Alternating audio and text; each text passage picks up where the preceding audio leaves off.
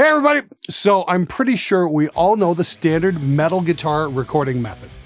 Get a great amp, a great cabinet loaded with vintage 30s, hook up an SM57 to the best preamp possible, tweak the placement, and away you go.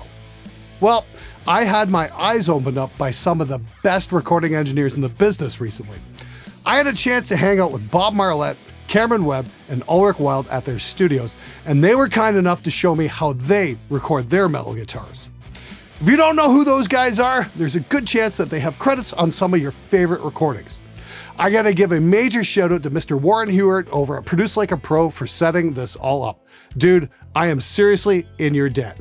Now, the first thing I noticed, all three of these guys had their cabinets in acoustically super tight conditions. Cameron had his cabinet set up in a vocal booth, and Ulrich surrounded his cabinets with moving blankets. The last one struck a particular note with me, as I recall seeing a tent with gobos and blankets being built around James Hetfield's cabs in A Year and a Half in the Life of Metallica during guitar tracking on the Black album. So besides the tight, all of them had the mics directly up on the cabs. I mean, right up against them, almost touching. Cameron even said that he would cut the grill off the cab to get the mics up closer if he could. Now, here's the other thing. Both Cameron and Ulrich were using two mics, not just a single 57, but a 57 paired up with a Sennheiser MD421 or an Audix D6. Generally, the second mic should be voiced for toms. In my case, the MD421 is pretty good, but right now I've got a Lewitt DTP 340 in place, and it's fantastic. Ulrich likes the Audix D2 with the 57, and you can check out what that sounds like on a Metalocalypse record. But the part that blew my mind was when Ulrich told me what he had his guitars plugged into. A 12-channel Behringer Eurorack mixer with the invisible mic pre's. I'm not talking about the Zenic ones, but the older one that goes for next to nothing on the used market these days. So I asked him flat out, what the fuck? And his reply was probably the one thing that I needed to hear more than anything else. They're just preamps. We're not recording Celine Dion. We don't need Breathy. Apparently, after shooting out all the pre's he had at his disposal, the cheap Behringer pre's had a certain creaminess to them that won over the other preamps costing hundreds and even thousands more. Remember, we're recording metal guitars. Nasty is what we want. And one thing all those guys made clear, when recording guitars, blend the mics on the board on the way into the DAW. Get the sound on the mixer, not in the DAW itself. Yes, you can do your final mix in the DAW, that is absolutely fine. There's a general consensus that in-the-box mixing is absolutely fantastic. But for the guitars, blend the mics on a mixer and then record that. So I did some digging around on Craigslist and found a dirt cheap Behringer mixer with two of the same preamps as Ulrich's for the low price of only $40. Okay, so to do this technique, place an SM57 about halfway between the outer rim of the speaker and the cab edge. This will be the dark mic. Next, we mic up another speaker on the cab, but not the same one. Place a 421 or a D6 closer to the center. This will be the bright mic. In my case, I'll be using my Coffee Custom Cabs Lungo, which is loaded with vintage 30s and K100s. The vintage 30 will be the dark and the K100 will be the light.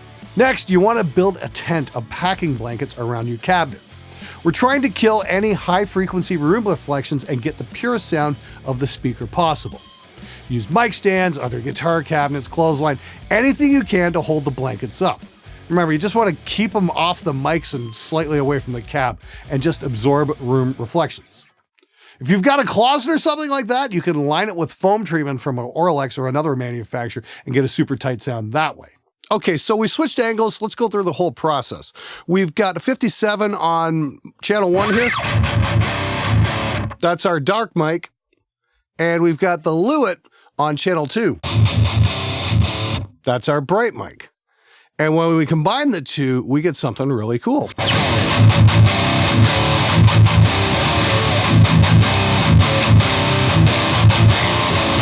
All right, so the two of those put together is pretty cool, but we have to be careful with the gain staging here. But what I mean by that is the preamp level at the top here has to be set appropriately. We don't want to peak the signal out and we don't want to be too quiet. If I come around here, just going to turn up the gain on that a little bit. Watch what happens when I start hitting some heavy chug. it starts peaking out. We're basically sawing off the top of the waveform a little bit. So we want to back that off.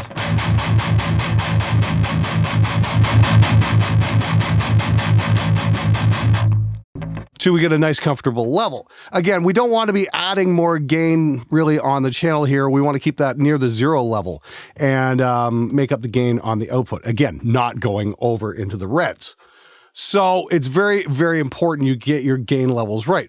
You don't want them too loud. You don't want them too quiet either. Otherwise, you're just going to wind up with a very anemic sound. Like if we put two together with both the preamps down, it's not even getting through my gate at that point. So yeah, it's very important. Just want to kind of get in what they call the Goldilocks zone. And what's really cool is because we got the 2 different mics, we can blend. And, if we want to make it brighter, we can turn up the bright mic, turn down the dark mic. And do the exact opposite if we want a darker sound. It's really up to you, and that's what makes this method so cool. As long as you get your levels right, you're going to have a really good time getting awesome tones. Now, if you've watched How to Record Heavy Guitar Part 1, you'll probably be asking if I still use a multi-band compressor and EQ. The answer is yes, of course. These days, I'm using the free RIA X comp that comes with Reaper for my multiband just to keep the palm mutes under control. I'm also using a Slate EQ to tweak the guitars just a touch. So to get an idea of what's going on and how it sounds on a finished product, let's hear it in a full mix. Here we go.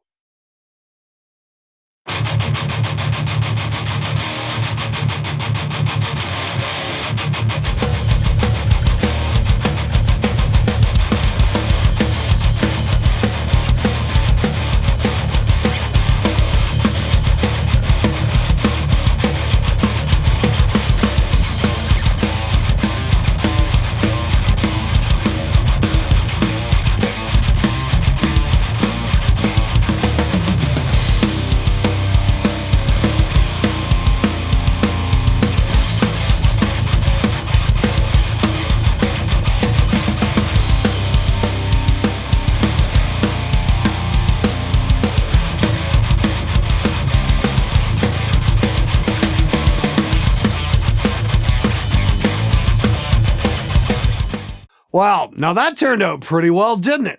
This technique has been a real game changer for me. I first used it on my dark glass demo for the tele guitars into my rev on the green channel. It's so easy to just dial in the mics, get a great tone, and then not worry about it after. One of the added bonuses of this method is that it forces you to make a decision right at the source and not be left constantly tweaking after the fact. It's quite liberating, to be honest. And all this goes back to a great story that Ulrich had about recording Great Southern Trendkill, where they couldn't get the guitar sound right until Dimebag ran home and got his cheap 4-channel Mackie mixer. That is what they put the guitars through on that album. So the next time you read some nonsense on gear sluts that the reason you're not getting the tone you're after is because the gear you're using isn't expensive enough, keep this in mind. You're recording metal. You don't need to drop thousands on expensive preamps. In fact, for guitars, you'll probably want to do the exact opposite. I'm going to put some suggestions in the links below where you can get a Behringer 802 for $59 brand new on Musician's Friend. I'll also make some suggestions for mixers by Mackie and Alesis, and nothing is more than $120. Combine that with an SM57 for $89 and an Audix D2 for $129, and you can get a pretty amazing guitar tone on your recordings for a grand total of $277. Once again, links are all listed below in the video description. Ultimately though, I want to hear from you guys. Try it out and let me know how you make it. Thanks for watching, and if you found the video useful, please hit the subscribe button and share it with your friends. I'll see you guys next time.